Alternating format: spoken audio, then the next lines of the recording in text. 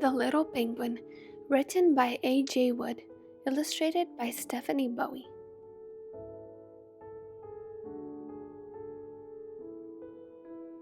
Far away in a land where there is only ice and snow, Big Penguin sat, feeling hungry and cold. He looked down at his feet. There beneath the warm fold of his tummy was an egg, his egg. He had been waiting for it to hatch for a very long time. "Come on, little penguin," he whispered. Days passed. Suddenly a noise broke the snowy silence, a crack and a beep, beep, beep. Little Penguin had hatched. "At last," said Big Penguin, looking proudly down at his chick. Little Penguin was covered in tiny soft feathers, as gray as the mist that rolled in from the faraway sea. "One day you will be an emperor of the ice like me," his father told him.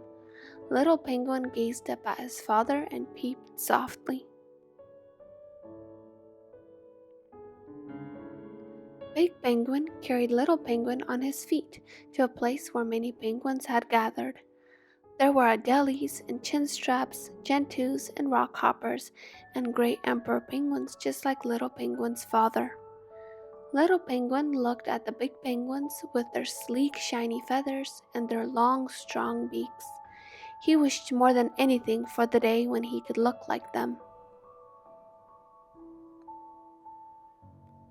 There were little penguins too, in a great gray huddle on the ice. "We will be safe and warm here while you grow stronger," said Big Penguin. "But soon we must set off to meet your mother and swim in the deep waters of the ocean. Stay close, Little Penguin, for it is cold and lonely out on the big ice plain. It is easy to get lost."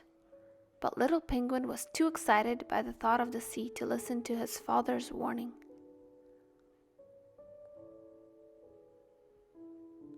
At last it was time to begin the journey. Little Penguin stuck close to his father, but as the day wore on, he began to grow bored. Ahead he spied a great bank of snow with a strange creature sitting on top. "I wonder what that is," peeped Little Penguin, and he wandered off to take a look.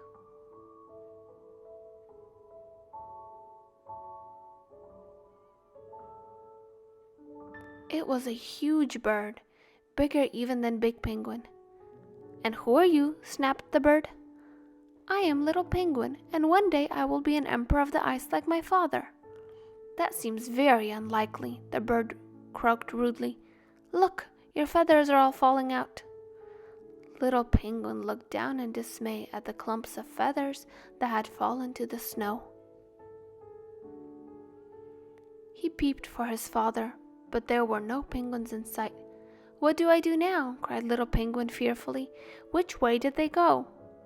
The strange bird just flapped its great wings and took off into the sky. Little Penguin started to walk across the snow. With every step, more of his feathers fell around him. "Soon I will have no feathers left at all," he peeped sadly.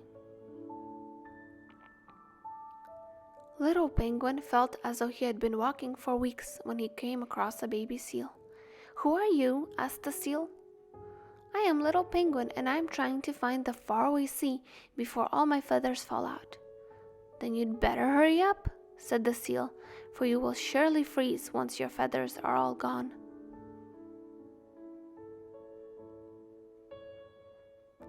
So Little Penguin walked on, even as night fell.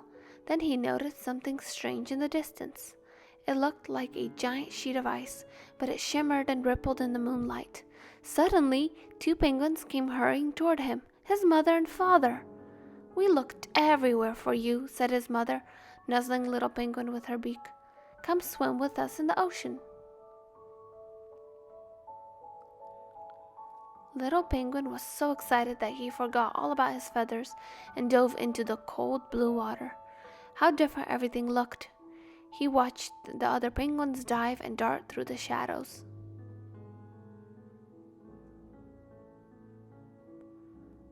"Won't I freeze without my feathers?" Little Penguin asked his mother nervously when they were sitting back upon the ice. "But you have beautiful feathers," explained his mother. "Look!"